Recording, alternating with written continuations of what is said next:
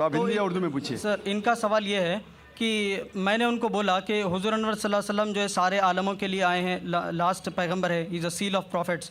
तो आप बोले कि मैं उनको समझा कि बाइबल में, यानी आप ही के, मैं QTV पे प्रोग्राम्स देखता हूँ और उसी का मैं इनको समझाया, तो वो मेरे को पूछ रहे थे कि ऐसा बाइबल में किधर है कि जीसस क्राइस्ट सिर्फ क्रिश्चियंस के लिए आए, वो पूरे आलम के लिए नहीं है, जबकि पूरे दुनिया में क्रिश्चियंस है, तो सिर्फ Christians everywhere in the world.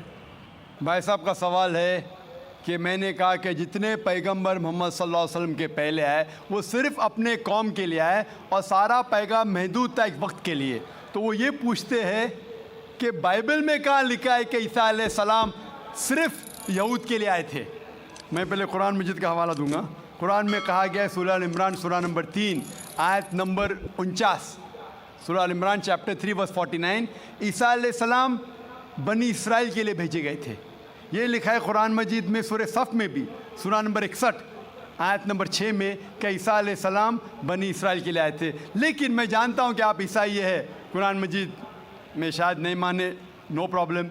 अगर आप बाइबल पढ़ेंगे, बाइबल में लिखा है gospel of Matthew chapter number 10 verse number 5 और 6 में ईसा अलैहिस्सलाम कहते हैं अपने अपोस्टल से, go ye not into the way of the Gentiles.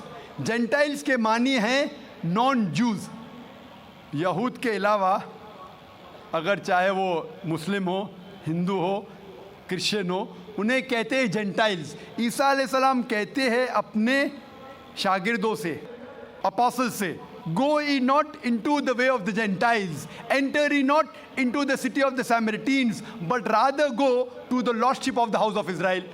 आप गैर यहूद लोगों के पास मत जाओ, उनके शहर में मत जाओ, एंटर मत करो, लेकिन rather go to the lost sheep of the house of Israel, उनके पास जाओ जो यहूद लोग हैं, जो भटके हुए लोग हैं, तो यहूदी लोगों में से जो भटक गए हैं अपने दीन से, उनके पास जाओ। ईसा अलैहिस्सलाम फरमाते हैं गॉस्पेल ऑफ मैथ्यू में चैप्टर नंबर 15 वर्स नंबर 24 में, I have not been sent but to the lost sheep of the house of Israel. मैं नहीं भेजा गया हूँ लेकिन सिर्फ वो यहूदी लोग के लिए जो भटक गए हैं, ईसा अलैहिस्सलाम कहते हैं। तो बाइबल में लिखा हुआ है कि ईसा अलैहिस्सलाम सिर्फ यहूदी के लिए आए थे, क्योंकि ईसा अलैहिस्सलाम भी यहूदी थे, खुद भी यहूद के लिए आए थे, यहूदी लोगों के लिए आए थे, और कहा अपने साथियों से भी कि आप सिर्फ यहूदी के पास जाओ। Hope the answers the question. मेरा नमस्कार साहब, जाकिर साहब, मैंने आपका प्रोग्राम बहुत बार टीवी पे देखा था। मेरा नाम गोविंद तिवारी है, मैं कॉलेज में प्रोफेसर हूँ। मैं जिस एरिया में रहता हूँ उस एरिया के आसपास कई मुस्लिम ऑर्गेनाइजेशन अपनी स्कूल चलाते हैं, और उस स्कूल में स्टार्टिंग में जब प्रेयर होता है वहाँ पर न ही वंदे मातरम गाया जाता है। जब मैंने उनके प्रिंसिपल से पूछा कि आप ऐसा क्यों करते हो, आप वंदे मातरम क्यों नहीं गाते हो स्कूल में, तो कहते हैं वंदे मातरम में हिंदू है, और उनकी स्कूल में, कई स्कूलों में हिंदी भाषा ही नहीं है, हिंदी ही नहीं पढ़ाया जाता है, और उनके कहा ना देशभक्ति की कुछ भी पढ़ाने के लिए वे कतराते हैं। देशभक्ति के लिए आपके मज़हब में किस तरह से डिफ़ाइन किया गया है, ये ज़रा मुझे बताएंगे। भाई साहब ने एक सवाल पूछा है कि वो कई बार मेरे प्रोग्राम सुनते हैं टेलीविज़न पे, और कहा है कि एक इलाका है जहाँ कई मुसलमान स्कूल है लेकिन वहाँ वंदे मातरम नहीं पढ़ाया जाता है, हिंदी नहीं पढ़ाया जाता है, क्या सही है? और आपके मज़हब में, इस्लाम में देशभक्ति के बारे में क्या कहा गया है? पहला सवाल कि मुस्लिम स्कूल में वंदे मातरम क्यों नहीं कहा जाता। हमें ये देखना चाहिए कि कोई भी गाना या कोई भी चीज़ आप कहते हैं उसकी मानी क्या है। आप जब वंदे मातरम पढ़ते हैं उसकी मानी है कि हम सिजदा करते हैं इस देश जो हमारी माता है, ऐसे कहा जाता है, और हम इसकी पूजा करते हैं। ये हमारे लिए शिर्क है, शिर्क है इस्लाम में, और गलत है हिंदुइज़्म में भी। हिंदुइज़्म में भी आप आपको इबादत सिर्फ करना चाहिए एक खुदा की, धरती की नहीं।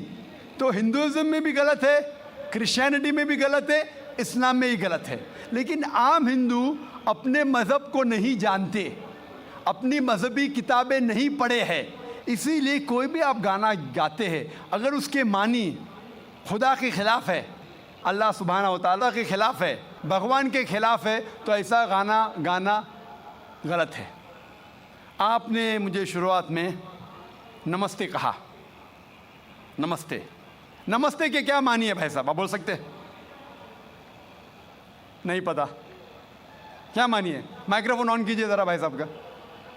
नमस्ते मतलब मैं सर झुका के मैं आपको नमन करता हूँ। हाँ, सर झुका के आप मुझे नमन करता हूँ। नमन करता हूँ। सर झुका के मुझे नमन करना शिर्क है, हराम है, प्रोहिबिटेड है। आप मेरे सामने भी सर नहीं झुका सकते, चाहे आप मुझसे मोहब्बत करते हैं, चाहे आप मेरी इज्जत करते हैं, फिर भी आप मेरे सामने सर नहीं झुका सकते। सर झुकाना चाहिए तो सिर्फ खुदा के सामने, अल्लाह के सामने, और मैं खुदा नहीं हूँ। आप जानते हैं, आप मेरी इज्जत कर सकते हैं, मेरी बात जो मैं कहता हूँ उसके ऊपर अमल कर सकते हैं, लेकिन आप मेरे सामने सर नहीं झुका सकते। इसीलिए मैं जवाब में आपको कहूँगा अस्सलामु अलैकुम, आप पे सलामती हो, आप पे सलामती हो। आप समझे ना, मैं आपके सामने झुक नहीं सकता हूँ। ये सिर झुकेगा तो सिर्फ अल्लाह के सामने, सिर्फ खुदा के सामने।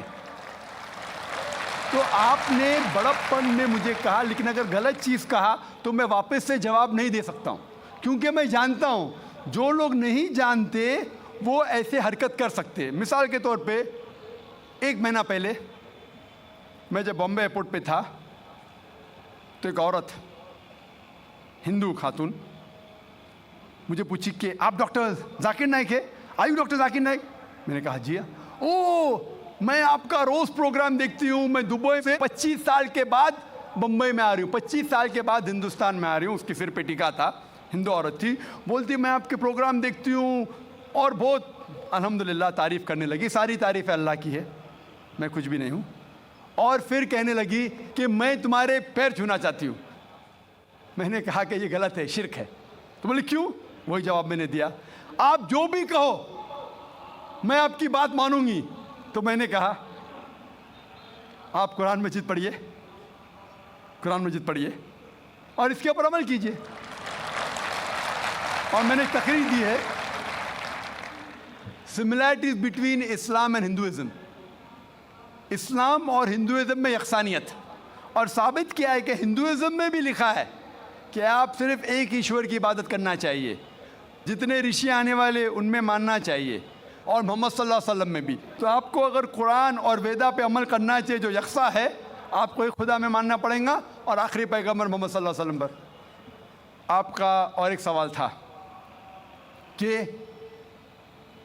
हिंदी क्यों नहीं पढ़ाई जाती है, हिंदी मुस्लिम स्कूल में क्यों नहीं पढ़ाई जाती है? कुछ स्कूल में हो सकता है, लेकिन मेरे हिसाब से अक्सर स्कूल में हिंदुस्तान में हिंदी पढ़ाई जाती। जो स्कूल मैंने कायम किया हूँ, इस्लामिक इंटरनेशनल स्कूल, उसमें भी हिंदी पढ़ाई जाती है। ना हिंदी, मराठी भी, जो हमारे स्टेट लैंग्वेज है, हम पढ़ाते हैं, जोर देते हैं अंग्रेज़ी और अरबी पर।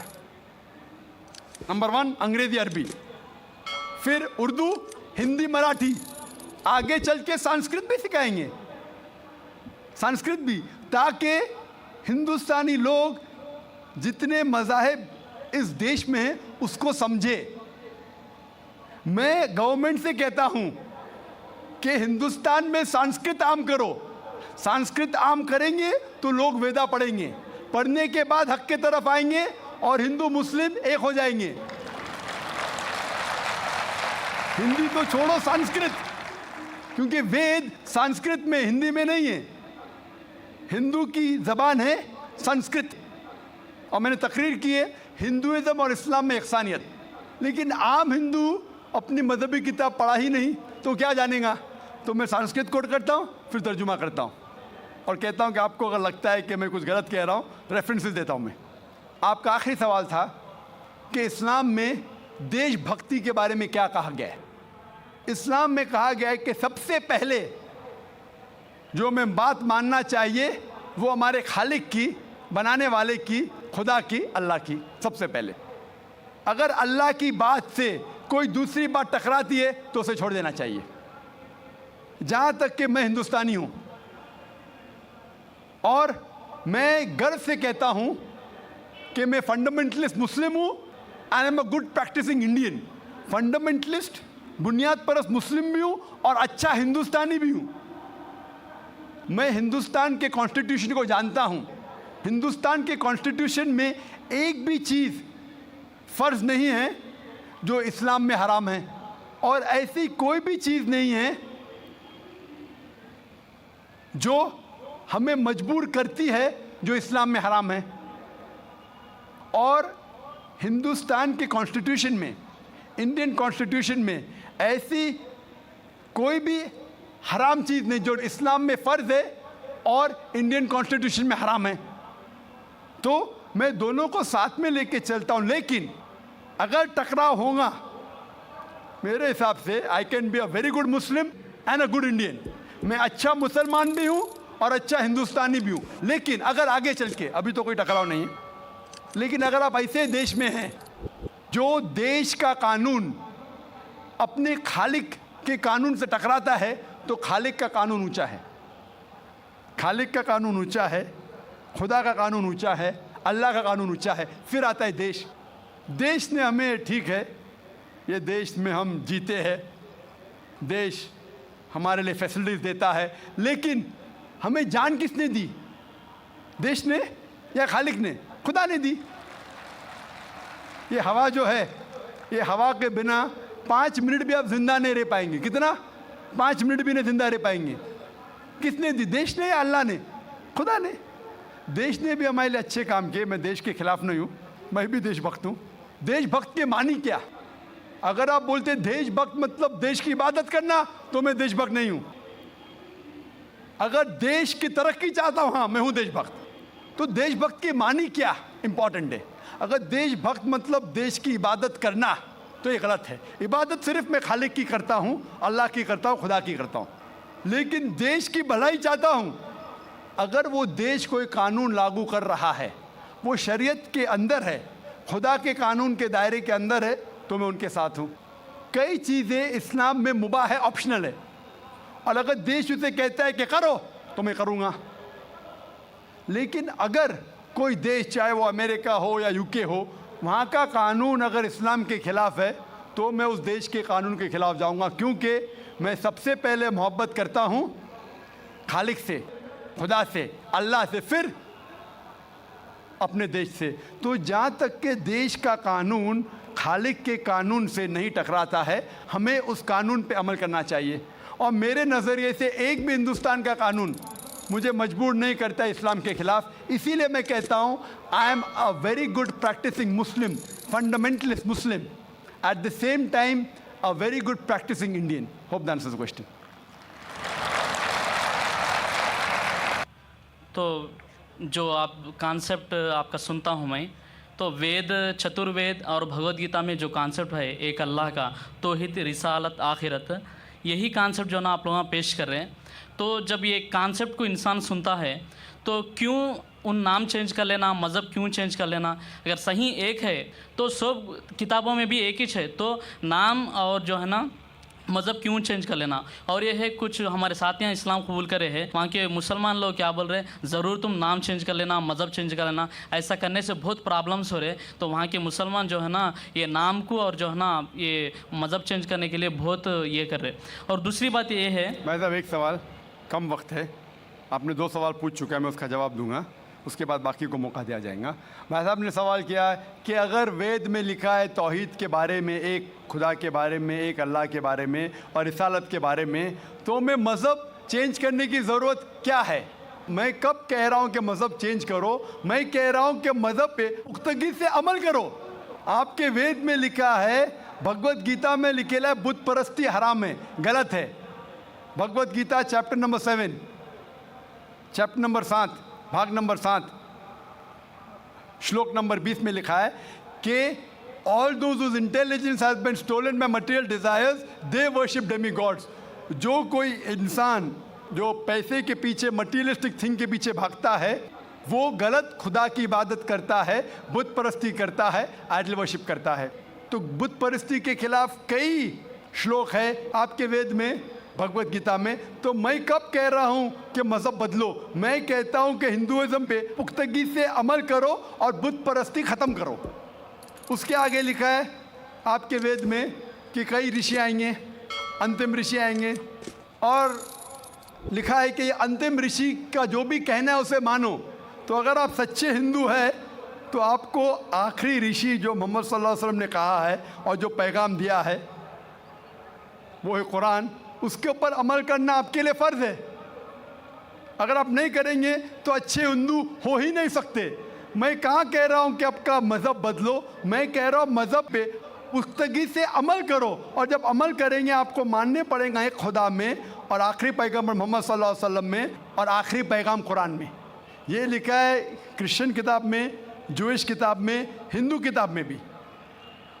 आपने कहा नाम बदलना ज़रूरी है। नाम बदलना ज़रूरी नहीं है, नाम से कोई मुसलमान नहीं बन जाता।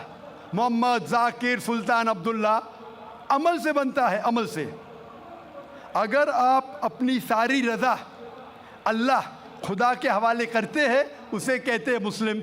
आप अपना नाम बदलने से जाकिर, अब्दुल्ला, सुल्तान, शाकिर से मुस्लिम नहीं बन जाते। मुस्लिम बनते हैं आपकी सारी रज़ा अल्लाह के हवाले करना, फिर आप मुस्लिम बनते हैं। हिंदू के मानी क्या? Hindu is a geographical definition, geographical Ellaquai एतबार से डेफिनेशन है। जो कोई इंसान, जो कोई शख्स इंडस वैली के इर्द गिर्द रहता है, in the land of Indus valley, जो इंसान सिंधु नदी के आसपास रहता है उसे कहते हैं हिंदू। ये लफ्ज़ हिंदू सबसे पहले इस्तेमाल किया गया था अरबों ने जब इस देश में आए। तो हिंदू लफ्ज़ सबसे पहले इस्तेमाल किया था अरबों ने। तो जोग्राफिकली जो भी शख्स इस देश में रहता है उसे हिंदू कहते। तो जोग्राफिकली मैं हिंदू हूँ, मजहबी एतबार से नहीं, जोग्राफिकली इलाके एतबार से। अगर आप कहते हैं कि हिंदू मतलब बुद्ध की पूजा करना तो मैं हिंदू नहीं हूँ, लेकिन इलाके एतबार से मैं इंडियन हूँ, इलाके एतबार से मैं हिंदू हूँ, और खुदा को मानने के एतबार से मैं मुस्लिम हूँ, क्योंकि मैं सारी रज़ा अल्लाह के हवाले करता हूँ। और इस्लाम में भी नाम बदलना फ़र्ज़ नहीं है, नाम बदलना फ़र्ज़ नहीं। अगर वो नाम शिरकाना है जिसमें शिरक की बू आ रही है तो बदलना फ़र्ज़ है, वरना नाम बदलना फ़र्ज़ नहीं। आप अपना पुराना नाम भी रख सकते। अमली तौर पे आप अल्लाह की बात मानो तो आप अच्छे मुसलमान बनेंगे। Hope that answers the question. प्रगति है, मैं स्टूडेंट हूँ, मैं साइकोलॉजी में इंटरेस्ट रखती हूँ। तो मैंने साइकोलॉजी में कुछ ऐसे ही ब्लॉग्स वगैरह पढ़ा था कि हम लोग जब पैदा होते हैं हम लोग में बचपन से स्किल्स होते हैं डांस के लिए, म्यूज़िक के लिए या वॉइस मॉड्यूलेशन ऐसे कुछ। तो मैं जानना चाहती हूँ कि कोई मुस्लिम है तो इसमें करियर क्यों नहीं कर सकते? डांस एंड म्यूज़िक अलाउड क्यों नहीं है? बहन का सवाल है क्या वो साइकोलॉजी की स्टूडेंट है और वो ये कहती है कि इंसान में कुछ ऐसे जीन जो स्किल्स पैदा होते हैं डांसिंग के या मॉडलिंग के, तो इस्लाम में डांसिंग और मॉडलिंग क्यों हराम है? मैं भी डॉक्टर हूँ, मैं जानता हूँ देयर इज जेनेटिक्स, जीन्स है, लेकिन ये कहना कि स्किल्स एक, अगर आपके अल्लाह ने कुछ आपको हुनर दिया है आपके जीन्स में, उस हुनर का सही फ़ायदा भी उठा सकते, गलत भी। वो हुनर की कई चीज़ें हो सकते, उससे आप एथलीट बन सकते, उससे आप अच्छे काम कर सकते, उससे आप डांसिंग भी कर सकते। तो ये ज़रूरी नहीं कोई स्किल आपके पास है तो उस स्किल का गलत इस्तेमाल करे। कोई बोला कि मुझे भाई अच्छी, मेरे हाथ की सफाई, हाथ में अच्छे से घुमा सकता हूँ तो मैं चोरी करूँगा। वो हाथ की सफाई से आप अच्छे काम भी कर सकते ना, हाथ की सफाई से सर्जरी कर सकते, इंसान की जान बचा सकते, डॉक्टर बन सकते, उसी हाथ की सफाई से चोरी भी कर सकते। तो हाथ की सफाई का हुनर है अगर आपके पास, उसका अच्छा इस्तेमाल करो। जो आपका मेन सवाल था कि इस्लाम में डांसिंग और मॉडलिंग क्यों हराम है? इस्लाम में वो चीज़ जो आपको कुरान और हदीस से दूर लेके जाती है वो हराम है, क्योंकि इस्लाम में हम मानते हैं, हम हमारे ख़वातीन, हम औरतों की इज्जत करते हैं और हम नहीं चाहते कि उनकी नुमाइश करें। हम देखते हैं कि वेस्टर्न वर्ल्ड, जब वेस्टर्न वर्ल्ड कहती है in the name of women's liberalisation, the western society in the name of women's liberalisation, actually they are degrading the woman. In the name of women's liberalization, they are degrading her to a status of mistresses, concubines, society butterflies with a hidden behind the colorful screen of art and culture. Western society कहती है कि हम ख़वातीन को बढ़ावा देते हैं, उनकी इज्जत करते हैं। वो उसूलन क्या कर रहे हैं? मीडिया के ज़रिए इन the name of art and culture, art और कल्चर के नाम पे वो क्या कर रहे हैं? वो ख़वातीन को जलील कर रहे हैं। मैं आपको मिसाल देता हूं। आप जो कह रहे हैं मॉडलिंग, मॉडलिंग क्यों करते हैं? ऐड के लिए। एक बहुत फेमस ऐड है, जो ऐड है BMW का। आपने सुना होगा BMW के बारे में, जो गाड़ी है, जो नौजवान उसे पसंद करते हैं, वो मर्सिडीज के लेवल की है। मर्सिडीज का स्टेटस है, BMW का भी इक्वल स्टेटस है, लेकिन नौजवानों के लिए वो फास्ट गाड़ी है, उसका पिकअप बहुत फास्ट है। उसके अंदर एक ऐड में, एक मशहूर ऐड के बारे में मुझे एक शख्स ने कहा कि BMW की मशहूर ऐड है जिसके आगे एक लड़की खड़ी है बिकिनी के साथ, और वो ऐड के आगे लिखा है test drive her now, who the girl of the car. Test drive her now मतलब इसको घुमाओ। किसको? लड़की को क्या गाड़ी को? तो इस ऐड के जरिए ये ऐड हमारी ख़वातीन, हमारी वालदा, हमारी बहन, हमारे बीवियों को बेच रहा है। मैं पूछता हूं, गाड़ियां अक्सर आदमी चलाते, ख़वातीन थोड़ी। फिर भी आदमी को मुतासिर करने के लिए ये मॉडलिंग के जरिए, ये डांसिंग के जरिए ख़वातीन की नुमाइश हो रही है। तो ये western culture in the name of women's liberalisation वो क्या कर रहे? वो ख़वातीन को जलील कर रहे। इसीलिए इस्लाम में, जैसे कि मैंने कहा मेरे तकरीर में, हम ख़वातीन की इज्जत करते और हिजाब में मानते हैं। इसीलिए हम हमारे ख़वातीन की नुमाइश नहीं करते। इसीलिए ख़वातीन का सारा जिस्म ढका होना चाहिए, सिर्फ चेहरा और हाथ दिख सकता है। इसीलिए ये डांसिंग और मॉडलिंग कुरान और हदीस के खिलाफ है, इसीलिए इस्लाम में खिलाफ है। Hope the answer the question. जी दोस्तों, उम्मीद करता हूँ आप लोगों ने डॉक्टर जाकिर नाइक साहब की ये वीडियो देख ली होगी और आप लोगों को पसंद भी आ चुकी होगी। जैसे कि उस खातून ने सवाल किया कि इस्लाम में ये डांस और ये म्यूज़िक और ये मॉडलिंग ये क्यों हराम है। देखो, सबसे पहली बात आप ये समझ लें कि अल्लाह ने औरत को हया बख्शी है, मतलब है ना कि इनको इज़्ज़त दी है, और ऐसे कामों से शरीयत उन्हें मना करता है जो बेहयाई के काम हो, ठीक है ना। और इसी तरह अपने जिस्म की नुमाइश करने से भी मना फरमाते हैं कि औरत जो है ना अपने जिस्म की नुमाइश कर ले, ठीक है ना। क्योंकि मॉडलिंग के अंदर और जब ख़ातून डांस करती है तो इसके ज़रिए से उनकी जिस्म नुमाया होता है, ज़ाहिर होता है, हया की भी ख़िलाफ़ है और जिस्म की नुमाइश भी है, ठीक है ना। और तीसरी बात यह है कि इसकी वजह से फितना भी फैलता है, क्योंकि जब ख़ातून डांस करती है इसकी वजह से शहवत उभरता है, ठीक है ना। तो एक फितने का सबब है जब ख़ातून डांस करती है, ठीक है ना।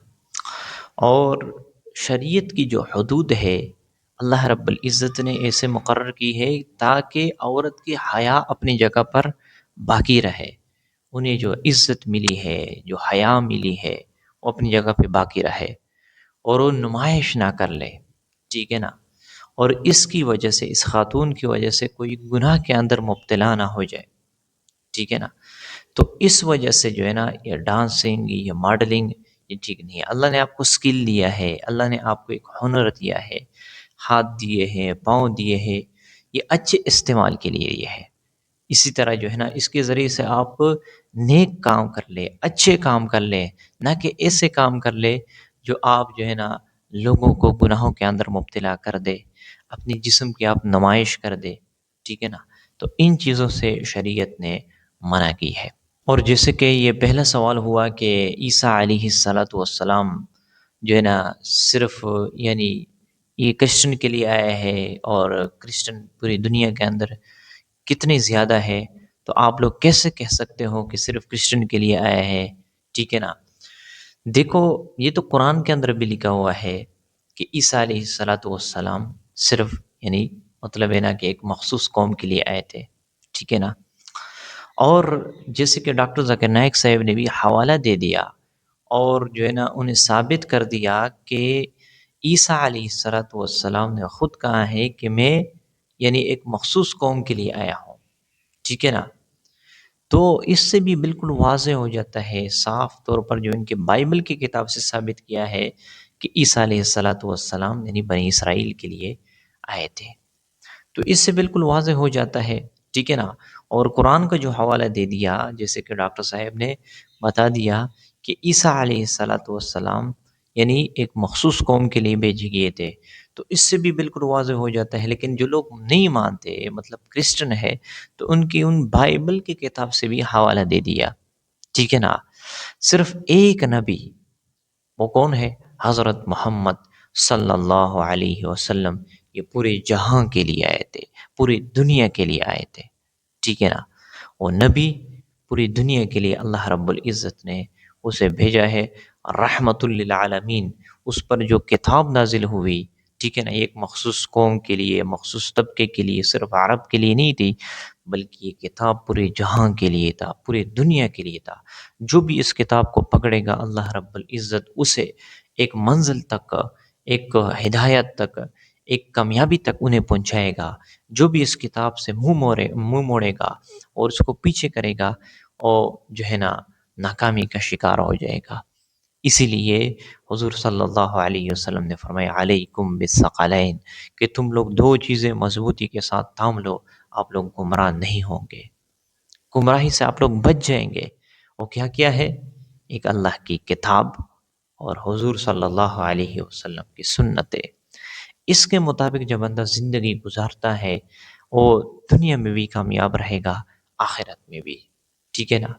और इसलिए कुरान में अल्लाह रब्बुल इज़्ज़त खुद फरमाते हैं, मन अमिल सालिहन मिन ज़करिन औ उन्सा वहुव मुअमिन फलनुहयिन्नहु हयातन तय्यबा कि मोमिन मर्द हो या मोमिन औरत हो, ईमान वाली हो, ठीक है ना? मोमिन मर्द ईमान वाला हो, मोमिन औरत ईमान वाली हो और नेक अमल कर ले, हम उन्हें चैन, सुकून, राहत वाली ज़िंदगी अता फ़रमाएँगे।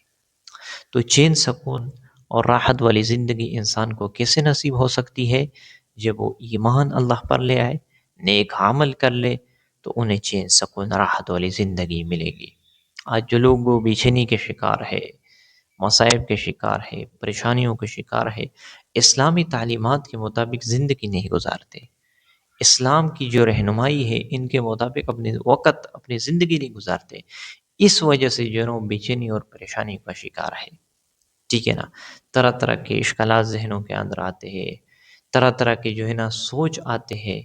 आप कुरान की तरफ रुजू कर लें, आप हदीस की तरफ रुजू कर लें।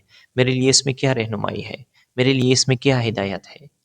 अल्लाह ने सब कुछ आपके सामने वाज़ेह किए है कि किस तरह खाना है, किस तरह बोलना है, किस तरह रहन-सहन करना है, किस तरह मामलात करना है, किस तरह इबादत करनी है, किस तरह सोना है, कौन-सी दुआएँ पढ़नी है, सब कुछ आपके सामने है। लेकिन इंसान जब फिर भी इसके ऊपर अमल नहीं करता, तो ये खुद अपने पाँव के ऊपर कुल्हाड़ी मारने वाला होता है, खुद अपने पाँव को काटने वाला होता है। अल्लाह ने सब कुछ वाज़ेह किया है।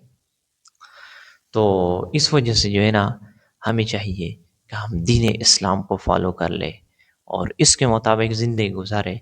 इंशाअल्लाह अल्लाह रब्बुल इज़्ज़त दुनिया भी खूबसूरत बनाएँगे, आखिरत में भी। तो उम्मीद करता हूँ आप लोगों को ये वीडियो पसंद आ चुकी होगी। अगर आप लोग चैनल पर नए हैं तो प्लीज़ चैनल को सब्सक्राइब कर लें, वीडियो को लाइक कर लें, अपने दोस्तों के साथ उन्हें ज़रूर शेयर कीजिए। मिलते हैं इंशाल्लाह नेक्स्ट वीडियो में, तब तक के लिए इजाज़त चाहता हूँ। अस्सलामु अलैकुम।